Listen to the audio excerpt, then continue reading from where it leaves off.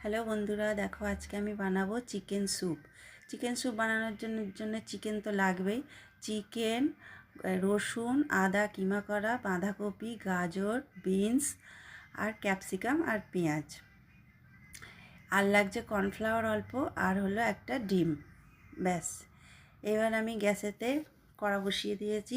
কড়াতে এবার একটু বাটার দেবো। বাটারটা যাতে পুড়ে না যায় তাই জন্য একটু সাদা তেল দেব। এবার বাটারটা হয়ে গেলে ওর মধ্যে আমি চিকেনগুলো, এই আদা রসুনের কিমাটা দেবো আগে। রসুনটা একটু ভাজা ভাজা হলে আদার কিমাটা দেব। এগুলো একটু ভেজে নিয়ে আমি চিকেনটা দিয়ে দেবো।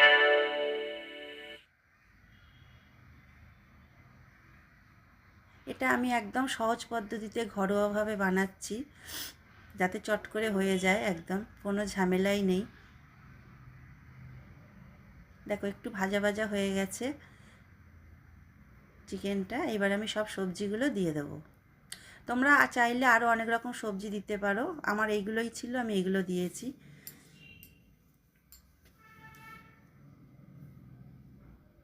এবার এইগুলো একটু সব কিছু নিয়ে একসাথে ভাজা ভাজা করে নেবো। একটু ভেজে নিয়ে এর মধ্যে এবার অনেকটা পরিমাণে জল দেবো, কারণ এটা স্যুপ তো, আবার এটা সেদ্ধও হবে চিকেনটা, ওই জন্য বেশ খানিকটা জল দিয়েছি। দিয়ে এবার লবণ আর গোলমরিচ গুঁড়ো দিয়ে দেবো।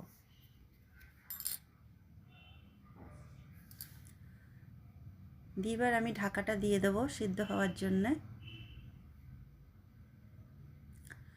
15 থেকে 20 মিনিট পর তোমরা দেখবে চিকেনটা সেদ্ধ হয়েছে নাকি। সেদ্ধ হলে ওগুলোকে তুলে নেবে। দেখো আমি তুলে নিয়েছি, আমারটা সেদ্ধ হয়ে গেছে। তুলে এবার ওগুলোকে আমি এবার একটু ছাড়িয়ে নেব।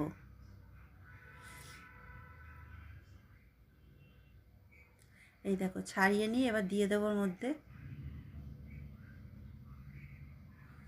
দিয়ে এবার এই যে কর্নফ্লাওয়ারটা গুলে নিয়েছি, গুলে ওটা দিয়ে দেবো।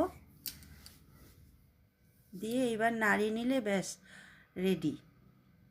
এবার একটা ডিম ছিল, ডিমটাকে আমি ফাটিয়ে নিয়ে দেবো আর নাড়বো। একসাথে দিলে হবে না, ডিমটাকে দিতে হবে, সাথে সাথে নাড়তে হবে। দিলেই একদম স্যুপ রেডি। শীতকালে এটা খেতে খুবই ভালো লাগে। আমার এই রেসিপিটা তোমাদের কেমন লাগলো জানিও। যদি ভালো লাগে আমার ভিডিওগুলো লাইক কমেন্ট সাবস্ক্রাইব করে আমার পাশে থেকো। ভিডিওটা দেখার জন্য অনেক অনেক ধন্যবাদ।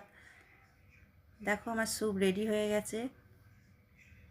সবাই অনেক ভালো থেকো, সুস্থ থেকো, অনেক ভালোবাসা রইল।